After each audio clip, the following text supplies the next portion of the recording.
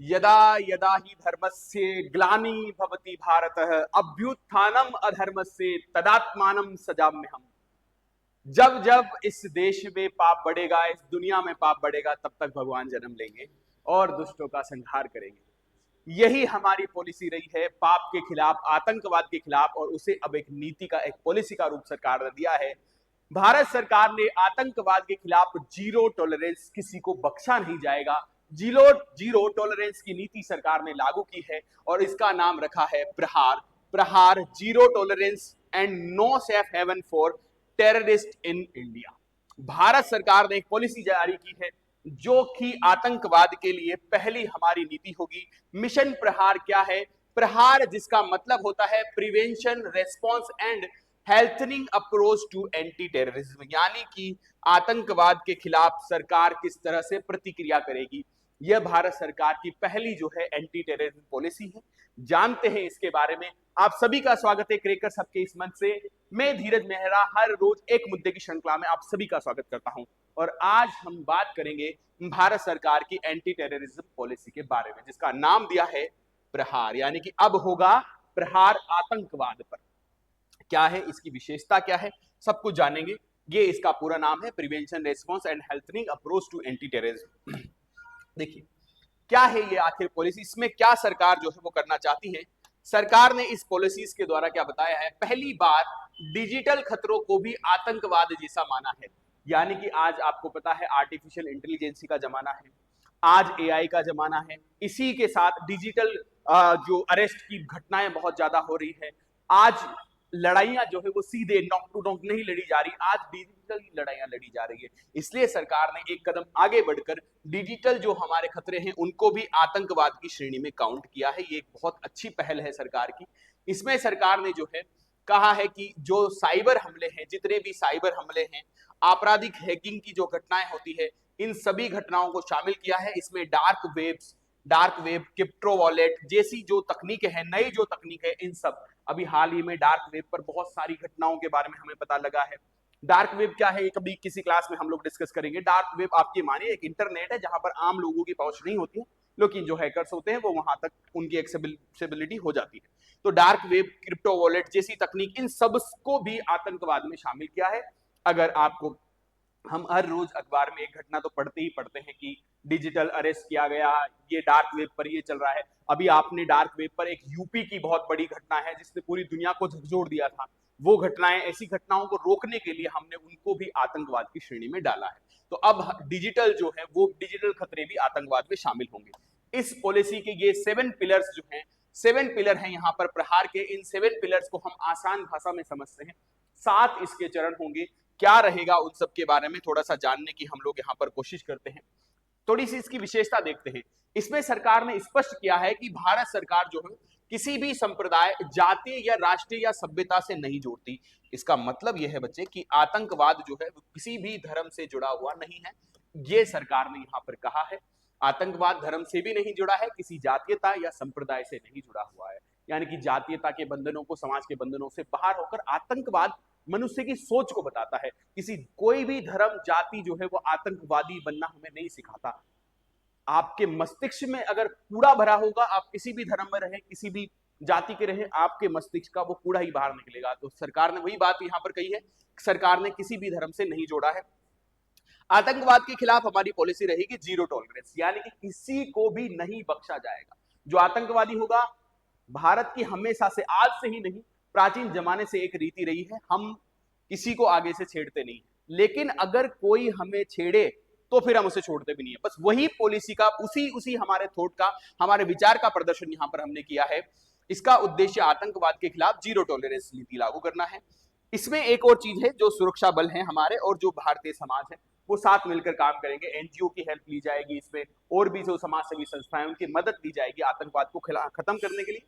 इसमें इस पॉलिसी की एक बड़ी विशेषता ये रही है, इसमें यह नहीं होगा कि हम वेट कर रहे हैं कि कब आतंकवादी हमला होगा उसके बाद हम रिस्पॉन्स करेंगे। नहीं, वो तो हम करेंगे, लेकिन इसमें हमने एक और अच्छी चीज ये की है कि आतंकवाद जो विचार हैं, उन विचारों को खत्म करने की यहां पर बात की है। जो युवा है उनको कट्टरवाद से बचाने की यहां पर बात की है। तो इसमें हम लोगों ने आतंकवादी सोच को खत्म करने की बात दी है, करी है। वो 7 पिलर यहाँ पर कौन कौन से होंगे उनके बारे में हम लोग जानते हैं। सबसे पहला है हमले की रोकथाम।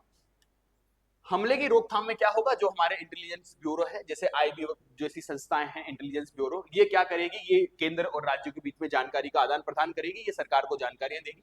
जो भारतीय सुरक्षा बल है उनको नई हथियार तकनीक, नई टेक्नोलॉजी से, जैसा कि हम लोग हथियारों का बहुत बड़ी मात्रा में आयात कर रहे हैं, दूसरे देशों से मंगा रहे हैं, हमारी जो आर्म्ड फोर्सेस है उनकी ताकत हम लोग बढ़ा रहे हैं, क्योंकि हमें एक मजबूत और सशक्त, हमारी सेना वैसे भी बहुत मजबूत है, जो हम हर मोर्चे पर देश की रक्षा करने के लिए तैयार खड़ी होती है, उसको और ज्यादा अभी टेक्नोलॉजी से करने के लिए, उसके नए हथियार और नए आतंकवाद जो समूह हैं उनको तोड़ने के लिए हमें उसको और ज्यादा ताकत या पावर देने की आवश्यकता होगी, वो इसमें कहा गया है।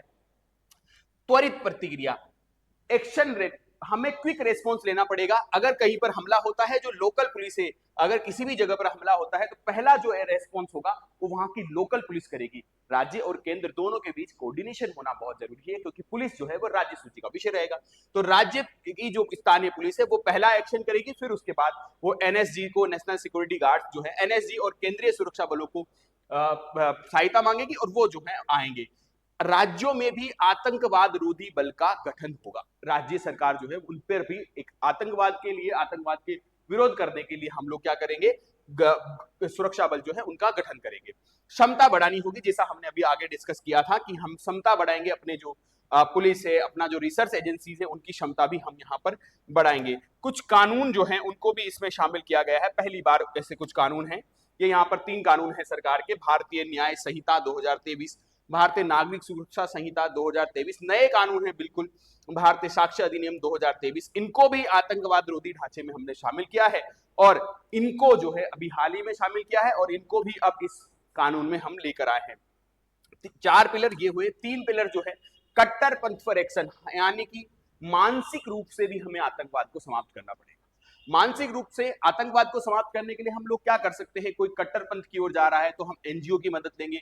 जो धार्मिक गुरु हैं, चाहे किसी भी धर्म के हों, चाहे हिंदू के हों, इस्लाम के हों, किसी भी धर्म के जो धर्म गुरु हैं उनकी हम सहायता लेंगे। यहाँ पर सामुदायिक नेताओं की, एनजीओ की, नॉन गवर्नमेंट ऑर्गेनाइजेशंस की हम लोग मदद देंगे।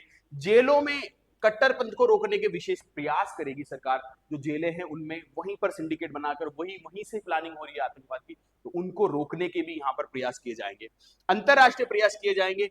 अंतरराष्ट्रीय प्रयास के लिए कुछ कानूनी सहायता, प्रत्यार्पण संधियां, हमारे लिए एक बहुत बड़ा संकट है ये। प्रत्यार्पण संधियां बहुत बड़ा संकट है। कोई भी आदमी, क्या होता है, कोई भी आदमी भारत में कोई भी अपराध कर गया और किसी विदेश में जाकर बैठ गया तो हम वहां से उसको नहीं लेकर आ सकते।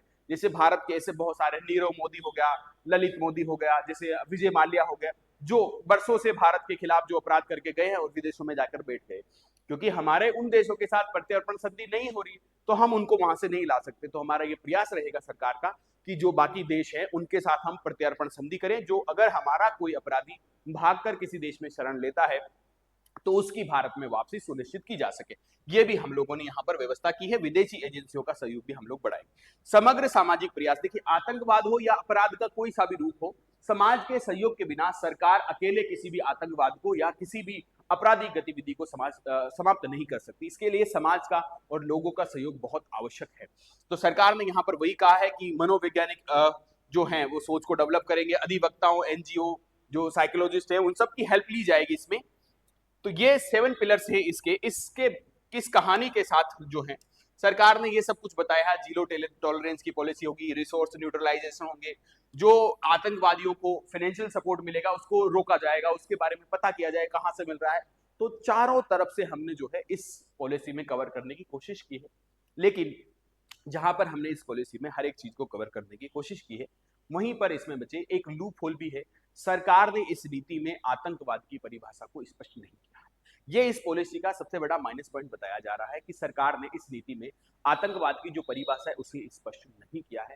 बिल्कुल सरकार को आतंकवाद की परिभाषा को यहाँ पर स्पष्ट करना चाहिए था, लेकिन इस पॉलिसी का ये एक लूप होल बताया जा रहा है। हालांकि ये इसका प्लस पॉइंट है कि साइबर हमले जो है वो भी अब आतंकवाद की श्रेणी में शामिल होंगे, क्योंकि आज लड़ाइयां जो है वो इंटरनेट पर लड़ी जा रही है। तो ये थी हमारी आतंकवाद रोधी नीति।